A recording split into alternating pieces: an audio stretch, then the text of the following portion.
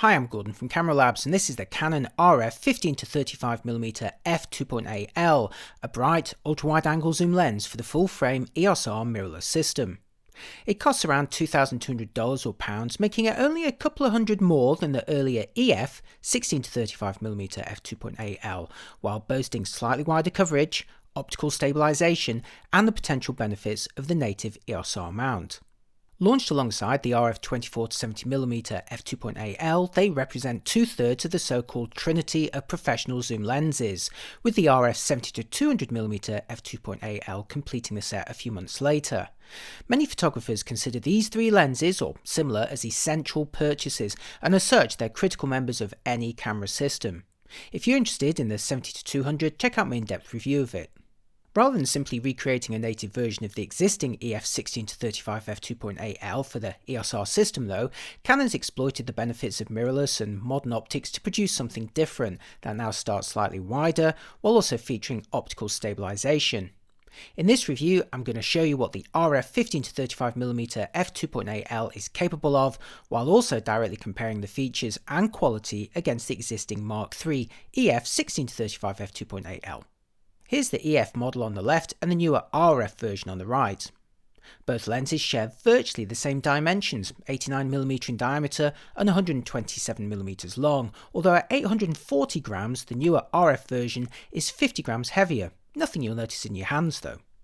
If you're adapting the older EF version on the left, the weight of the adapter makes it slightly heavier than the native version and about an inch longer. Again, the weight difference is negligible in use, although I did actually notice the EF lens and adapter occupying a bit more space in my smaller bags. And here they are fitted with their supplied and similarly designed petal lens hoods. Not much to say here other than to add that both lenses also share the same 82mm filter thread. There's three rings around the RF lens barrel, starting with the zoom control closest to the lens mount. As you zoom wider from 35 to 15mm, the barrel extends a little bit. Next comes the manual focusing ring, which, like most mirrorless cameras, employs a motorised focus-by-wire system, rather than a mechanical coupling with the actual optics. There's pros and cons to both systems, but the manual focus ring here certainly spins very smoothly with a nice degree of resistance. And finally, as a native RF lens, the 15-35 also features a customisable clicky control ring, this time positioned at the end of the barrel. And now for comparison, here's the Mark III EF 16-35 2.8L adapted to the EOS R using the optional filter adapter. Notice how much longer it looks with the adapter than the RF version. Now, like the RF version, the zoom ring is positioned closest to the mount, although this time the actual zooming takes place entirely internally with no extending sections. Only time will tell if the RF model is more vulnerable to dust entering the barrel, although Canon does at least seem acutely aware of the challenges and the expectations of its customers. The second ring on the EF 16-35 adjusts the focus with a mechanical coupling to the actual focusing group, which in turn allows a small window atop the barrel to indicate the focusing distance. Note that native RF lenses also support a distance scale, but it's a digital one that you view on the screen or through the viewfinder. And I should just mention, anecdotally, that on the two test samples that I was supplied, the zoom and the focusing ring on the newer RF model felt, to me personally, smoother than they did on the EF model, but then the EF one was a bit older. The RF 15-35 2.8L features two control switches on the barrel, one, like the EF version, to toggle between manual and autofocus, while the second switches the optical stabilisation on and off. This is a major feature of the RF 15-35 and one that sets it apart from the EF 16-35 2.8L, so let's see how it performs in practice. Here's a photo I took with the RF 15-35 at 35mm from close range. On the day without stabilisation, the slowest shutter speed I could handhold without shake was at around a 40th of a second. With optical stabilisation enabled, I could handhold the same result between about a 10th and a 5th of a second, representing around 2.5 stops of compensation. Now, while this result isn't as significant as some other stabilisation systems I've tested, it is still valuable for handholding slower shutter speeds. Stabilisation is also invaluable for video. I filmed this handheld with the RF 15-35 at 35mm, first without stabilisation, where the wobbles are quite visible, and now with stabilisation enabled, where the difference is pretty clear. It really transforms handheld video. But the EOS R bodies also offer digital stabilization, which you could use with non-stabilized lenses. So for comparison, you're now looking at the older EF 16-35 2.8 at 35mm, but with digital movie IS enabled, just the basic version, not the enhanced one. And now for direct comparison, the EF version with digital stabilization on the left and the RF version with optical stabilization on the right. Is there one that you prefer? I'd say these results actually look quite similar, and thanks to the mostly static camera and subject, there's no warping artifacts to worry about. But how do these technologies compare when the subject and camera are in motion? Time for a quick vlogging test, methinks, and since Brighton's town centre was off limits during my test period, I've gone for a walk in the woods. Hi, I'm Gordon from Camera Labs, and this is a quick vlogging test with the Canon RF 15-35mm f2.8 lens. And I have it filming on an EOS R body in 1080 at about 20mm f2.8. So it's nice and wide. It's an ideal lens for vlogging. I could go a little bit wider or a little bit tighter if that's what I wanted. Now, the thing that makes this lens really special compared to the EF models is that it has optical stabilization. Right now, I'm not using any stabilization at all, so let's switch it on and compare the difference.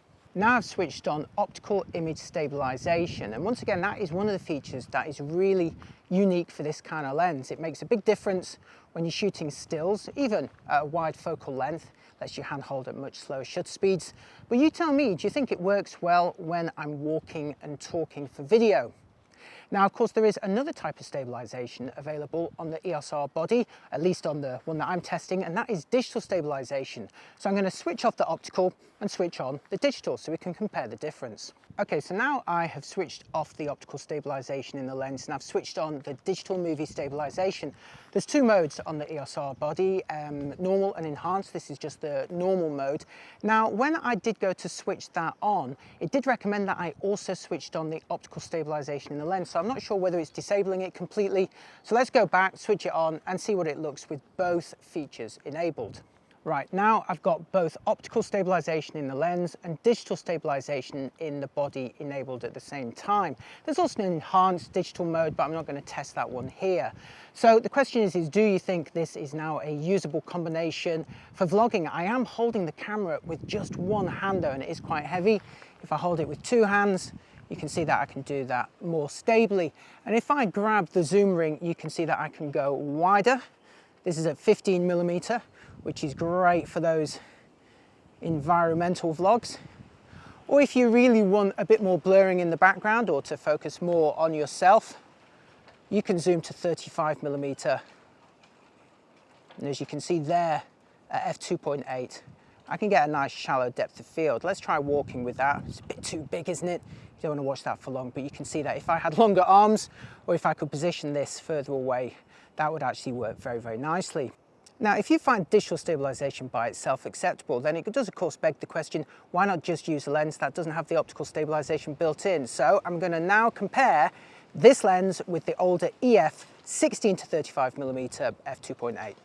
Now I've switched to the EF 16-35mm, again at 20mm f2.8. Now this lens does not have optical stabilization, so of course I haven't switched it on, but I'm filming this without digital movie stabilization. So this is a completely unstabilized system, and I should say it's quite heavy on my hand there. Let's see if I can hold it more comfortably with two hands. Okay, now the important part of this test is to see what it looks like with digital stabilization. Still filming one-handed with the EF 16-35 at 20mm f2.8 on the EOS R body, 1080p video. But this time I have digital movie stabilization enabled. Once again, there's two modes, normal and enhanced. This is the normal mode. So the big question is whether this looks as good as the 15-35 did with optical stabilization. You know, is this a practical option for vlogging or filming pieces to camera with the EOS R? And of course, you know, if you're finding that this is slightly cropped or you want to go wider still, I can go to 16mm. Not quite as wide as 15 on the other camera, the other lens, but still pretty good. Or if I want to really blur that background, I can zoom to 35mm, hold myself out at arm's length as much as possible and still get a very nice effect. Okay, now on with the rest of the video. Okay, now on to focusing for stills, and here I'm using the touchscreen to pull focus between near and far using the RF 15 to 35mm at 35mm 2.8, which, thanks to its nano USM motors, is both swift and quiet. And now for comparison, here's the older EF 16 to 35 2.8, again at 35mm 2.8, using the touchscreen to pull focus. And while I'd say the standard USM motors here are a fraction louder and perhaps a tad slower, there's really very little between them in this particular test. Next, here's a video recorded with the EOS R and the 15 to 35 at 35 2.8 showing a focus pull. Canon's dual pixel autofocus is driving the lens very confidently and smoothly here, and again, there's virtually no sound to talk about. And for comparison, here's the same test but with the EF 16 to 35mm, again at 35mm 2.8, where again they're performing fairly similarly, although as noted previously, the RF version was a little quieter in person. I've not played the actual sound in this clip because it was in quite a noisy room at the time. Now on to coverage, where in theory the RF 15 to 35 should start a tad wider, offering a slightly broader overall range, but as always it's important to test these things in practice. So here's the older EF 16 to 35 at 16mm, and now the newer RF 15 to 35 at 15mm, and you can clearly see how the newer RF model can capture a slightly wider field of view as you expect. At the other end of the range, here's the older EF 16 to 35 at 35mm, and now the newer RF 15 to 35 again at 35mm, and while the composition has shifted a little to the side, the actual magnification and coverage is virtually identical. So when focused on a distant subject, the RF 15 to 35 can genuinely deliver slightly wider coverage at the short end while matching the EF model at the long end. Now for a quick focus breathing comparison with the newer RF 15 to 35 2.8 at the top and the older EF 16 to 35 2.8 at the bottom, both at their widest focal lengths and focusing from infinity to their closest distances. In each case, focus breathing reduces the magnification when focused close. The same applies when both lenses are set to 35mm. As you focus from far to near, both lenses reduce their magnifications a little. But how does this impact close-up photography, and does one lens have an advantage for macro? To find out, here's the EF 16 to 35mm near to its minimum focusing distance and zoomed to 16mm. And now for the RF 15 to 35 from the same distance at 15mm, where you can see it's still capturing a slightly wider field of view as you'd expect. At the other end of the focal range, here's the EF 16 to 35 at 35mm from the same distance as before, and now for the RF 15 to 35 again at 35mm and again from the same distance, and this is measured from the body's sensor plane. Now there's some rotation in the image, but the magnification of the star in the middle is very similar when you overlay these images, confirming that the RF 15 to 35mm is still delivering a slightly broader range when focused close or far. If you measure the star's width on the wide and long versions though, you will discover both lenses are reducing their overall ranges to just over 2 times when they're focused at very close distances, compared to their 2.2 or 2.3 times ranges when focused at infinity. This is due to focus breathing and fairly normal in most zooms though, and crucially, one of these lenses isn't worse than the other in this regard. To compare their macro performance, here's a ruler I photographed with each lens as close as I could focus them. I positioned the RF sample at the top and the EF sample at the bottom, both shooting at 35mm here, and the images are uncropped widthways. Interestingly, while Canon quotes both as sharing the same 28cm minimum focusing distance, the maximum magnification quoted for the EF is 0.25 times versus 0.21 times for the RF, and I've confirmed that here. Due to their respective optical designs, the older EF model will deliver a slightly bigger subject size than the RF at their closest focusing distances, but the difference here is more of academic interest than an actual practical benefit. I'd also say that both lenses are delivering very similar results in terms of sharpness and detail at close range. Now back to the bokeh blob, starting with the RF 15 to 35 at 35mm 2.8 from close range, where there's a little onion ringing and outlining, but nothing to spoil the effect. Closing the aperture down gradually reveals the 9-blade shape of the aperture system, but still delivers attractive rendering and results. How about the EF 16 to 35mm in comparison? Here it is on the left hand side, with the RF 15 to 35 on the right, both set to 35mm f2.8, where I'd say there's very little to tell them apart in terms of rendering style. Likewise, as you close down the aperture on each lens, both of which share 9-blade systems, there's not a lot to tell them apart here, and as you saw earlier in my vlog tests, both can look great when filming pieces to camera. Okay, now for a selection of sample images I took with the RF 15-35 mounted on an EOS R body, and as always, they're all JPEG straight out of camera. Hey, maybe that's an idea for a book. Like the Mark III EF 16-35, the RF is all about the drama of ultra-wide photography and the ability to effortlessly capture vast scenes. Anything in the distance becomes miniaturized and subjects close up become huge. Large interiors? No problem. Can't step back anymore? Not an issue. If you're into big views, you'll want an ultra-wide zoom in your collection, and the RF 15-35 is certainly a very good one. And that extra millimetre on the wide end really does capture a bit more than models starting at 16mm. Like other ultra-wide lenses, it's also capable of delivering satisfyingly sharp and well-defined diffraction spikes on bright point sources of light, here with the sun at 35mm f22, and now at 15mm f22, although I should say the effect also looks pretty good at f16. Ultrawides are also great for video, where the addition of optical stabilisation on the RF model becomes particularly useful. For a more formal test, here's a distant landscape scene I shot with the RF 15-35mm with the horizon angled so that details reach right into those corners where lenses struggle to perform at their best. With the RF lens set to 15mm f2.8, there's a little softness in the extreme corners if you're examining it very closely, and you'll need to close the aperture down to around f8 to sharpen that up. At 24mm, roughly halfway through the focal range, there's again a little softness in the extreme corners when the aperture is wide open at f2.8, but this time visibly improves when the aperture is closed even by just one stop. At f4 the corners look noticeably better, and there's small further improvements at f5.6 and f8. The RF 15-35 looks strongest in this test at 35mm, where there's only mild softness in the extreme corners at f2.8, which again quickly sharpens up as you close the aperture down.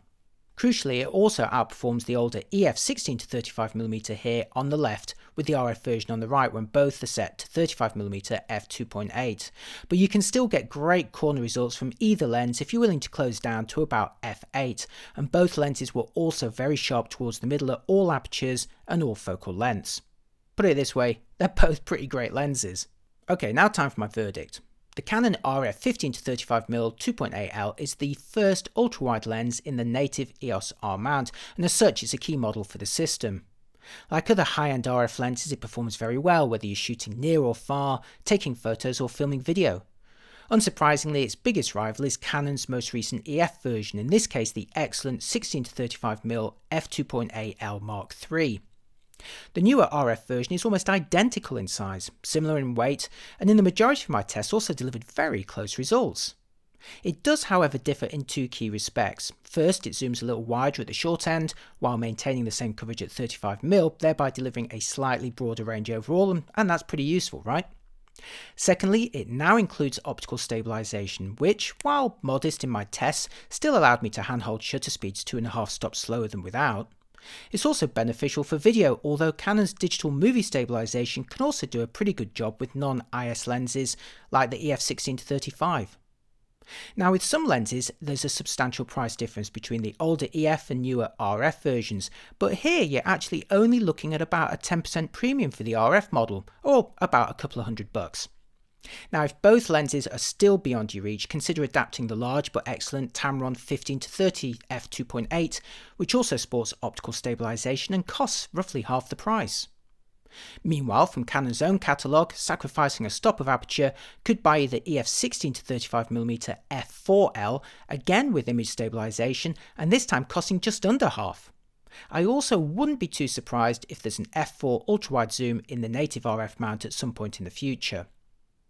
Ultimately, if you already own the Mark III EF version, I'd say stick with it, but if you don't yet own an ultra-wide f2.8 zoom from an EOS R body, then it's well worth spending the small amount extra on the newer RF version for its wider coverage, optical stabilisation, customizable control ring and smoother, quieter focusing. As such, it comes highly recommended for EOS R owners. Right, that's it for another lens review. As always, if you found it useful, please give me a like and a follow, and if you really liked it, how's about a coffee? Or maybe getting yourself a copy of my in-camera book or some Camera Labs merchandise. I've got links to absolutely everything, including price checks for the lens, in the description and comments below, and if you're after sample images, just head over to the review at cameralabs.com. Let me know what you think in the comments, and I'll see you next time. Thanks for watching, bye bye.